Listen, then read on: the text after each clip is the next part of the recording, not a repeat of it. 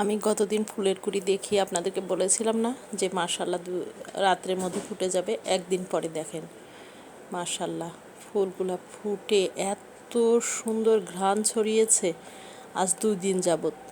Hello everyone, জান্নাতুল জীবন লাইফস্টাইলের আরেকটা নতুন ব্লগে আপনাদেরকে স্বাগতম। চলে আসলাম নতুন আরেকটা ব্লগ ভিডিও নিয়ে। আশা করি সবাই ভালো আছেন, আমিও ভালো আছি আলহামদুলিল্লাহ। তো সকাল সকাল আমার ডেইলি লাইফস্টাইল ব্লগটা শুরু করছি। গাছের ফুলগুলো এত সুন্দর ফুটেছে, রাতে কিছু ফুটেছে আর সকালবেলা তো। আর এখন সকাল 6:30 বাজে, দেখেন বারান্দায় কি পরিমাণে আজকে ঢাকার আকাশে ঝকঝকা রোদ। আমি বুঝলাম না, এত পরিচ্ছন্ন দিন। সকাল 6:30 মনে হচ্ছে যে সকাল 10টা বেজে আছে। আর গাছের ফুলগুলা মাশাল্লাহ। আর আমার বারান্দার এই পাশের বেলকনিটাতে অনেক রোদ আসে, এই জন্য আমি গাছপালাগুলো এখানে রেখেছি। এটা পিছন সাইড, আর সামনের সাইডেও আমি গাছ রেখেছি অল্প কিছু।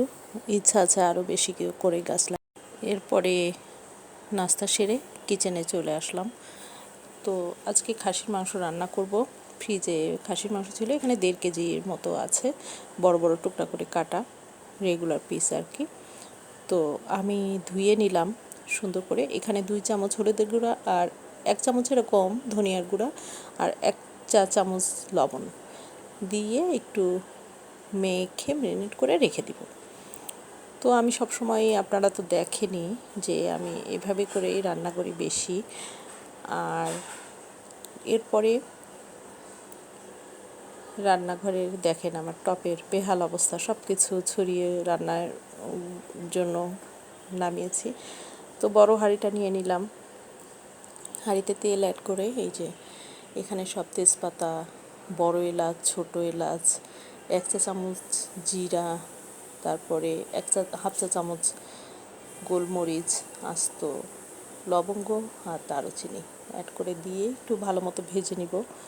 এখানে আমি 20 সেকেন্ডের মতো ভাজি, লো হিটে, যেন পুড়ে না যায়। এরপরে রসুন, এখানে 2-2.5টা রসুন আছে, বড় রসুন আর কি।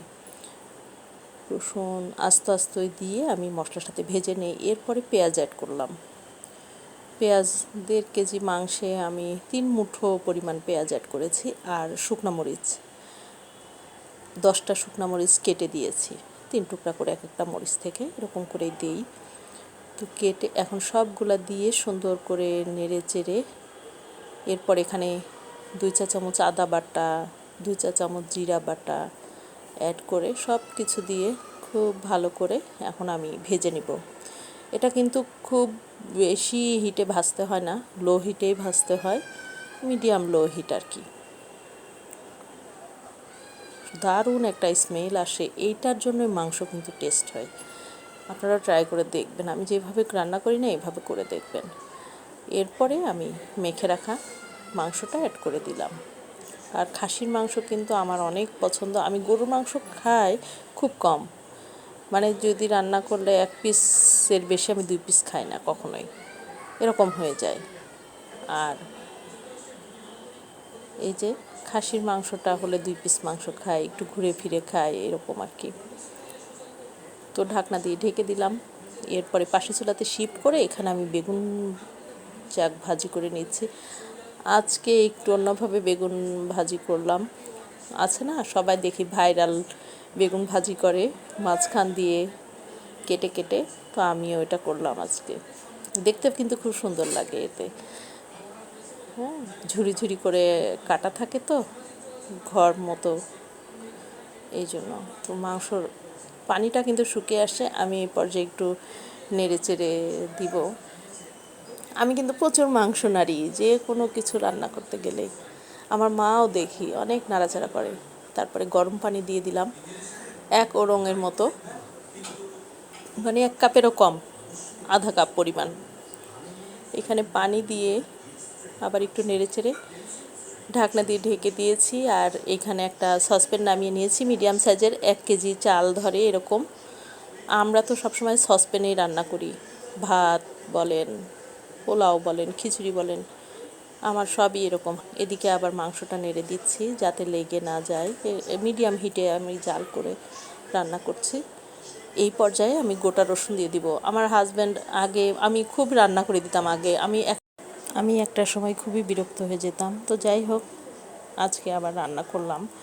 হঠাৎ করে আমি গতকালকে বাজারে গিয়েছিলাম, তখন রসুন নিয়ে আসছিলাম। এই রসুনগুলা মানে পাওয়া যায় না সচরাচর, মানে আমাদের দেশি রসুনগুলা একটু বড় সাইজের, তো এগুলো আর কি বাছা।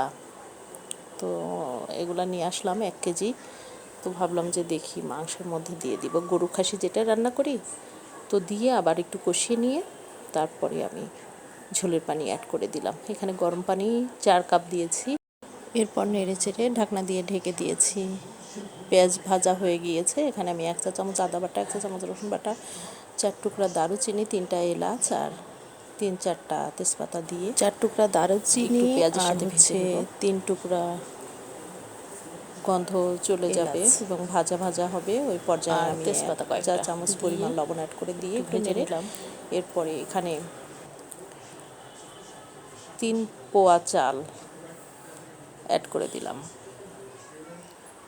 আমি চাষি চিনি গুঁড়া চাল দিয়ে রান্না করি পোলাও, খুবই মজা হয়। চাষির চিনি গুঁড়া চালটা কিন্তু খুব ভালো, ওদের ঘ্রাণটা চালের এত সুন্দর।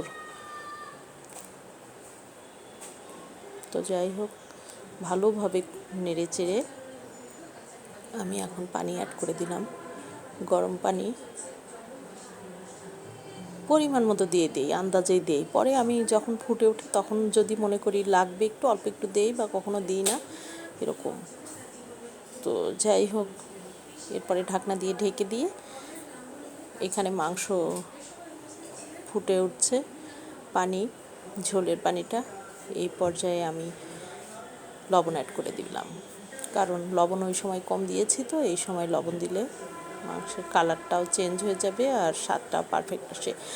এদিকে ভাতও দেখেন হয়ে গেছে, ফুলে উঠছে। আমি এই পর্যায়ে একটু রস আছে, 1 মুঠো গুঁড়ো দুধ অ্যাড করে দিলাম আর কাঁচামরিচ দিয়ে দিলাম, দিয়ে নাড়াচাড়া করে আবার ঢাকনা দিয়ে ঢেকে দিয়েছি। দেখেন মাশাআল্লাহ ঝরঝরা পোলাও। আর এই শেষে আমি একটু ঘি দিয়ে দিলাম, ডিপে থাকে তো ঘি, এই জন্য মানে জমাট বাঁধা। মাংস হয়ে আসছে, আমি কিছু কাঁচামরিচ অ্যাড করে দিয়ে লো হিটে একটু রেখে দিয়েছিলাম। মাশাআল্লাহ মাংস রেডি, দারুণ টেস্টি মাংস, খাসির মাংস, তেল ছিল, খুবই মজা। তো দুপুরে খাবার দাবার সবাই মিলে এনজয় করলাম।